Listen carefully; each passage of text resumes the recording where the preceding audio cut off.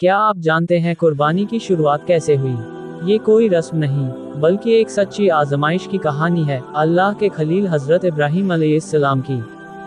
चलिए सुनते हैं वो दास्तान। बिस्मिल्लाहिर्रहमानिर्रहीम।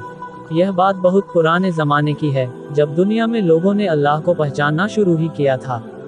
हर तरफ बुतपरस्ती फैली हुई थी। लोग पत्थरों के सामने झुकते थे, उन्हें अपना खालिक और रब मानते थे। ऐसे दौर में अल्लाह तौला ने एक पैगंबर को दुनिया में भेजा, जिनका नाम था हजरत इब्राहीम अलैहिस्सलाम। हजरत इब्राहीम अलैहिस्सलाम का दिल पाक था। वे हमेशा सच्चाई की तलाश में रहते।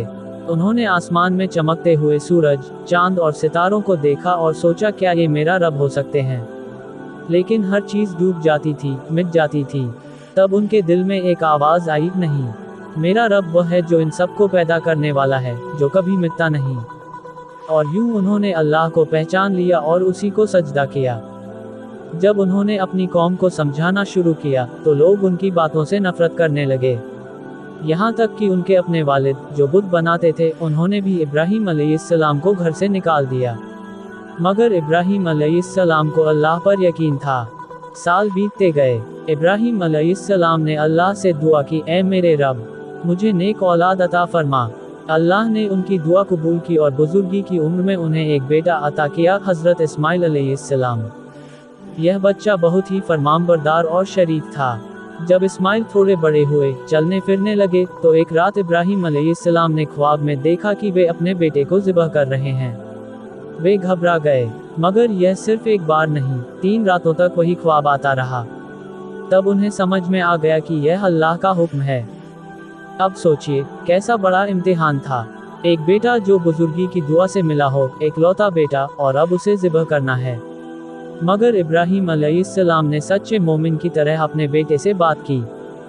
उन्होंने कहा, ऐ मेरे प्यारे बेटे, मैंने ख्वाब में देखा कि मैं तुम्हें ज़िबह कर रहा हूँ। तुम्हारा क्या ख्याल है? हजरत इस्माइल अलैहिस्सलाम ने जवाब दिया, अब्बा जान, आप वही कीजिए जो आपको अल्लाह का हुक्म मिला है। इंशाअल्लाह आप मुझे सब्र करने वालों में पाएंगे। इब्राहीम अलैहिस्सलाम अपने बेटे को लेकर एक पहाड़ी की तरफ चले, जिसका नाम मिना था। वहां उन्होंने ज़मीन पर बेटे को लिटाया, आंखों पर पट्टी बांधी और चाकू चलाया। लेकिन अल्लाह तौला ने उस वक्त एक बड़ा करिश्मा किया। जब इब्राहीम अलैहिस्सलाम ने पट्टी हटाई, तो देखा कि उनके बेटे की जगह एक दुम्बा, मेंढा, ज़िबह हो चुका है और इस्माइल अलैहिस्सलाम बिल्कुल सही सलामत खड़े हैं। फिर अल्लाह की तरफ से आवाज़ आई, ए इब्राहीम, तुमने ख्वाब को सच्चा कर दिखाया। हम नेक बंदों को ऐसा ही सिला देते हैं। यह तो एक बहुत बड़ा इम्तिहान था और तुम उसमें कामयाब हुए। इस वाक़ये को अल्लाह तौला ने हमेशा के लिए यादगार बना दिया।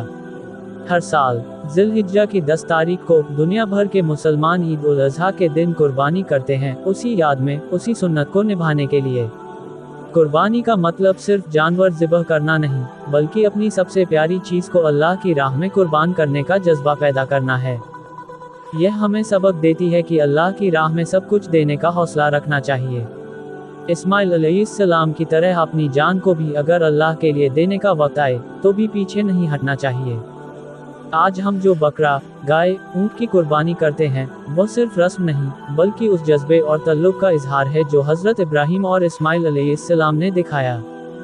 कुरान में भी अल्लाह तौला फरमाता है, ना तो अल्लाह को उनके गोश्त पहुँचते हैं और ना ही उनका खून, बल्कि अल्लाह को तुम्हारा तकवा पहुँचता है।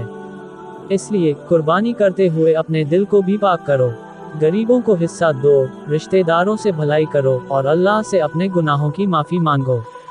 कुर्बानी की यह मिसाल कुरान और सुन्नत की रोशनी में हमेशा हमारे दिलों में अल्लाह की मोहब्बत को बढ़ाने वाली है।